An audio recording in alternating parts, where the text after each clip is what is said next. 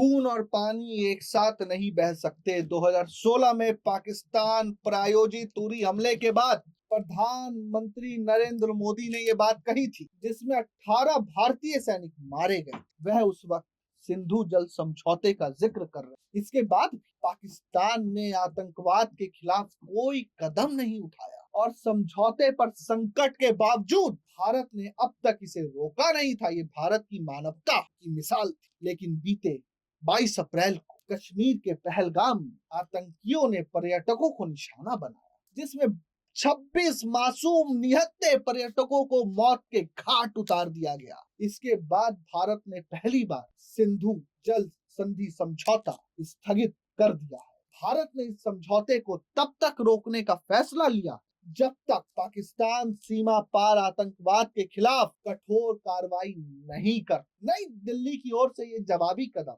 जिसे भारत पाकिस्तान संबंधों में निर्णायक पल के रूप में देखा जा रहा है, कुछ अहम सवाल भी पैदा करता है। भारत ने अब सिंधु जल संधि पर रोक लगा दी, जिसके तहत पाकिस्तान को सिंधु सिस्टम की पश्चिमी नदियों सिंधु, चिनाब, झेलम पर कंट्रोल दिया गया है। तो इन नदियों के पानी का वास्तव में क्या होगा? क्या भारत वास्तविक रूप से इसे रोक सकता है और अपने लिए इस पानी का इस्तेमाल कर सकता है? कई बांधों के निर्माण के साथ भारत कब पाकिस्तान को मिलने वाला पानी पूरी तरह से बंद कर सकेगा? एक्सपर्ट का कहना है कि हालांकि भारत के पास अब पश्चिमी नदियों पर स्टोरेज और पानी को डाइवर्ट करने संबंधी बुनियादी ढांचे का निर्माण करने के लिए कानूनी और कूटनीतिक गुंजाइश है, लेकिन तत्काल में पाकिस्तान की ओर से आने वाले पानी को डाइवर्ट करने की क्षमता मौजूदा बुनियादी ढांचे संबंधी बाधाओं, बांधों और बड़े पैमाने पर परियोजनाओं को विकसित करने की वजह से सीमित है।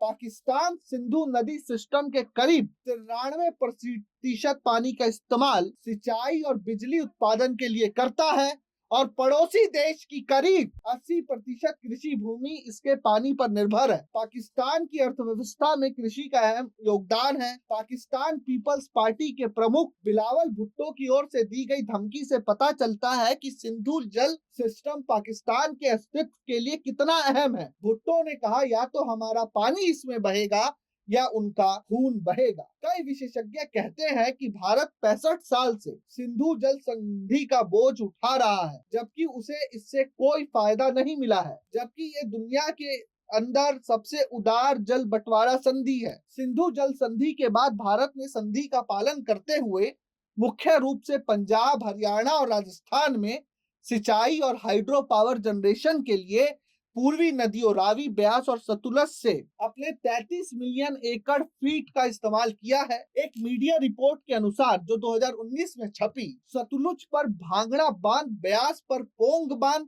और रावी पर रंजीत सागर बांध जैसे प्रमुख बुनियादी ढांचे ने भारत को अपने आवंटित पानी के हिस्से का लगभग 95% इस्तेमाल करने में सक्षम बनाया है। यानी कि अभी ऐसा कोई मसला नहीं है कि भारत पूरी तरीके से पानी का फ्लो रोक देगा।